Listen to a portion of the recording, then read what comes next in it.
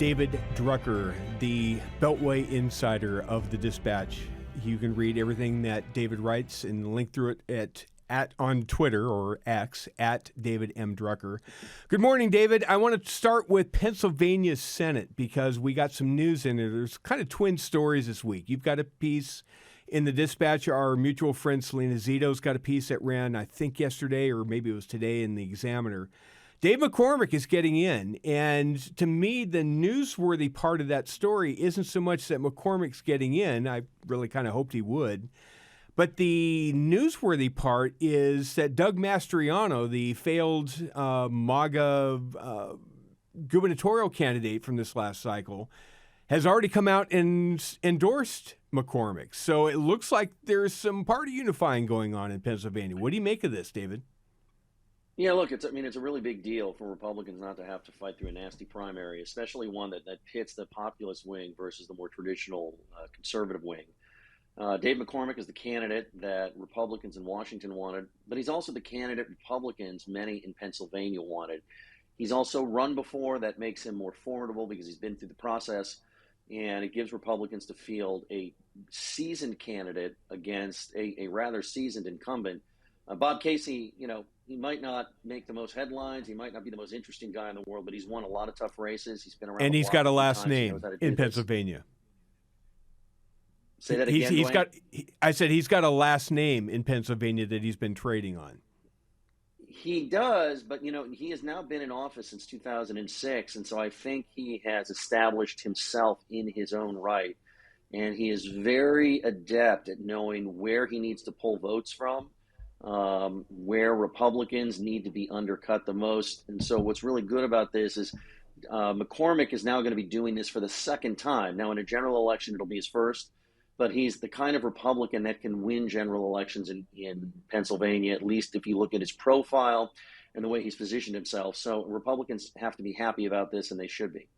Oh, he's the best candidate the Republicans could field. If in an environment where you've got a chance at picking up a bunch of seats because of just how many Democrats are playing defense this cycle, this is as good of an opportunity as the Republicans could possibly hope for in the Keystone State.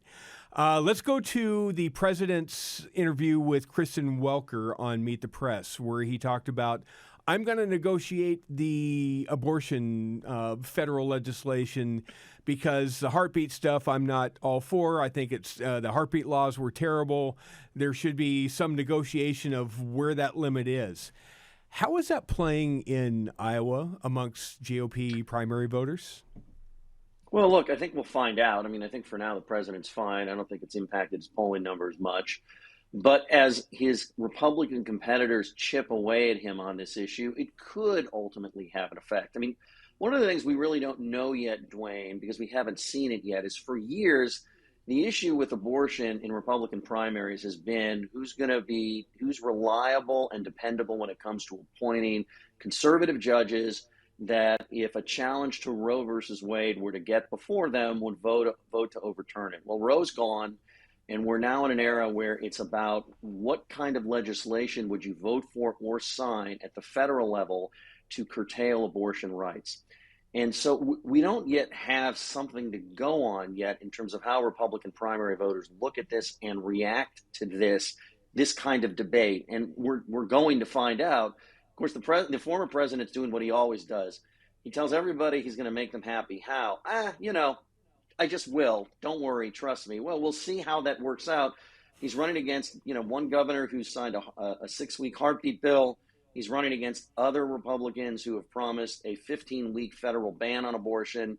And we'll see if the president's bobbing and weaving on what kind of legislation he would push for or accept as president again. We'll see if that, has an impact on how Republicans in Iowa vote. We don't know that it'll have any impact, but it might.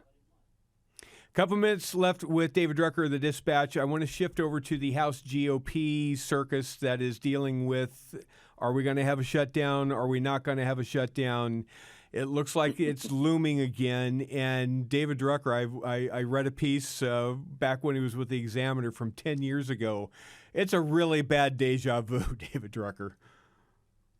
Yeah, I went and found that last night and I posted it. And, there they go again. The thing about shutdowns, Dwayne, is the party that instigates them almost never wins them. And we saw Republicans do this 10 years ago. They instigated a shutdown to try and force President Obama to defund his signature health care law. Of course, he was never going to do it. Of course, a majority Democratic Senate was never going to go along with it, but they did it anyway. They ended up failing, and they ended up missing an opportunity to push incremental conservative reforms through a majority Democratic government. Now, when I say Democratic Party-run government.